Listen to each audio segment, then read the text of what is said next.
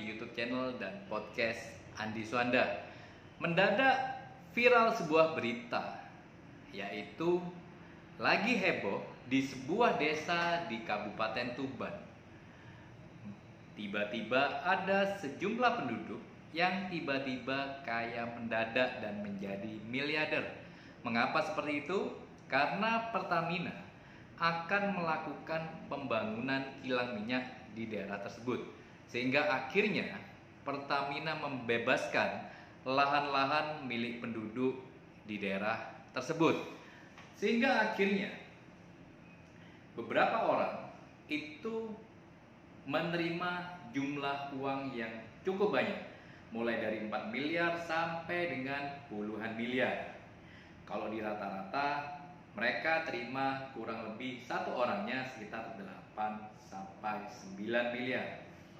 Nah, terus yang dihebohkannya adalah beberapa waktu lalu di surat kabar dan berbagai media, teman-teman kita yang ada di Tuban tersebut memborong mobil dari showroom-showroom mobil yang ada di Surabaya. Dan jumlahnya ini yang bikin kaget. Mereka memborong sekitar 176 mobil dengan berbagai merek. Satu orang ada yang bisa beli 2 sampai 3 mobil sekaligus tanpa mempunyai skill mengemudi mobil. Nah, jadi ini adalah sebuah fenomena sosial yang baru yang ada di daerah tersebut. Saya kali ini bukan membahas mengenai apa yang terjadi, tetapi saya akan membahas mengenai fenomena ini apabila terjadi dan penduduknya juga melakukan hal-hal seperti ini terus-menerus. Yang akan terjadi 5 tahun ke depan atau 10 tahun ke depan. Nah, jadi saya bercerita bahwa fenomena ini seperti seolah-olah kita menang lotre. Dan seperti Anda ketahui semua bahwa orang-orang yang menang lotre 70-80%, bahkan 90% dalam waktu kurang dari 5 tahun mereka akan kembali miskin kembali. Kenapa? Karena mereka tidak dilengkapi dengan literasi keuangan yang baik, sehingga mereka tidak tahu bagaimana mengelola keuangan mereka yang tiba-tiba dari mungkin minus atau tidak punya uang, tiba-tiba mendadak kaya raya seperti teman-teman kita yang ada di desa Tuban tersebut. Nah, belajar dari orang Bali. Orang Bali pada tahun 80-an, 70-an, banyak dari mereka yang tiba-tiba tanahnya dibeli oleh hotel-hotel bintang 5. Mereka kaya raya mendadak. Tetapi beberapa tahun kemudian mereka kembali miskin lagi. Nah, maka dari itu orang Bali banyak belajar bahwa mereka sekarang ini tidak menjual tanah mereka apabila tanah mereka ini lokasinya strategis. Mereka lebih memilih menyewakan tanah mereka. Nah, jadi apa sih yang harus kita lakukan apabila kita tiba-tiba mendapat rezeki yang luar biasa seperti teman-teman kita yang ada di Tuban tersebut? Jadi yang pertama, jangan overspending ke barang yang konsumtif. Tadi kan seperti diketahui bahwa mereka memborong mobil secara berkelebihan.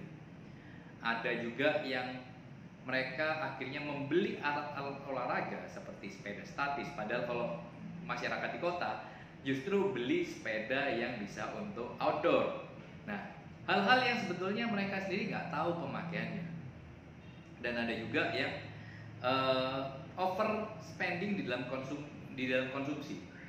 Biasanya dulu tidak pernah perawatan di salon, tiba-tiba sangat rajin perawatan di salon, ya kan? Nah, jadi ada perubahan mengenai gaya hidup. Nah, ini saran adalah jangan rubah gaya hidup Anda apabila Anda kebetulan juga mendapatkan rezeki seperti ini. Jangan rubah gaya hidup Anda secara drastis.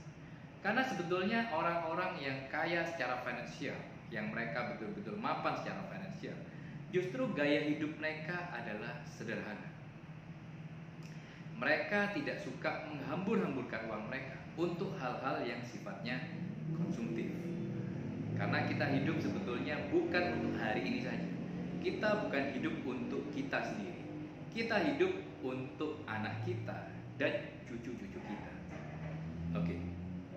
Hal yang kedua yang harus kita lakukan apabila kita mendapatkan rezeki seperti ini. Kadang kita tahulah, apalagi kalau misalnya masyarakat di desa, begitu ada satu yang menerima durian runtuh, atau istilahnya orang Surabaya ngomong bancaan, mereka kaya mendadak. Banyak orang yang tiba-tiba datang kepada mereka, apalagi masih ada hubungan sanak saudara, minta dibelikan ini, minta dibelikan itu. Dan kapan hari saya juga pernah tahu bahwa oh ya, kasihan nih saudara, karena saya punya uang banyak, dibelikanlah mobil, dibelikanlah arloji mahal, dibelikanlah tas dan sebagainya. Nah, ini juga bahaya bagi kita. Karena pada waktu Anda sudah membelikan satu-satu pada mereka, dan akhirnya tanpa terasa uang Anda juga akan terkuras. Jadi apa yang Anda harus lakukan? Jadi mulailah untuk menata. Kalau memang Anda mau syukuran, oke lah, syukuran. Undang semua untuk datang dan makan. Tetapi tidak dengan cara membelikan satu persatu barang-barang konsumtif yang mahal. Karena pada saat Anda susah, belum tentu mereka juga akan datang dan memberikan Anda bantuan secara material. Jadi jangan pernah merasa sungkan untuk menolak permintaan-permintaan yang akhirnya akan mengurangi uang yang Anda dapatkan dari hasil penjualan tersebut. Dan hal yang ketiga, ini saya belajar juga beberapa tahun lalu. Masyarakat di Gresik juga tiba-tiba kaya mendadak. Mereka juga kaya mendadak tiba-tiba karena tanah mereka dibeli oleh perusahaan, dibeli oleh pemerintah untuk pembangunan. Jadi pembangunan di Gresik pada waktu itu masif sekali, sehingga akhirnya terjadi pembebasan tanah secara luar biasa. Dan apa yang terjadi dengan mereka? Mereka tidak heboh. Yang terjadi pada mereka adalah mereka dari hasil uang penjualan tanah, mereka kembali jadikan tanah kembali. Tanah dikembalikan lagi ke tanah. Ini hal yang sangat bijaksana menurut saya. Jadi apabila Anda mendapatkan uang secara banyak dari hasil penjualan properti Anda, kembalikan uang itu. Sebagian mungkin Anda menikmati, sebagian kecil. Tapi sebagian besar kembalikan lagi ke tanah atau properti. Karena properti itu bagaimanapun dari tahun ke tahun harganya pasti selalu meningkat. Nah, terus yang berikutnya, kadang kalau sudah kita tiba-tiba kayak teman-teman kita yang ada di Tuban, terdengar kaya, baru menerima uang banyak, biasanya banyak ajakan untuk berbisnis. Dan akhirnya karena satu dan lain hal, kita akhirnya terayu oleh ajakan-ajakan tersebut, dan kita akhirnya menanamkan modal kita dalam jumlah yang cukup besar untuk berbisnis. Bisnis yang dimana kita sama sekali tidak mengetahui itu sama sekali baru buat kita. Dan akhirnya apa yang terjadi? Bisnisnya gagal dan uang Anda habis. Jadi kalau memang Anda mau mulai suatu bisnis, mulailah dengan modal yang kecil dulu. Belajar dulu. Kemudian kalau memang Anda sudah mulai menguasai, tidak apa-apa untuk ekspansi membesarkan bisnis tersebut. Jadi fenomena ini sungguh luar biasa. Jadi sangat disayangkan apabila hal-hal yang terjadi di Tuban ini, kemudian penduduknya juga tidak sadar, mereka yang terima uang, saudara-saudara kita di sana. Saya takutkan 5 tahun kemudian apa yang mereka dapatkan sekarang itu akan lenyap begitu saja. Jadi sangat disayangkan sekali.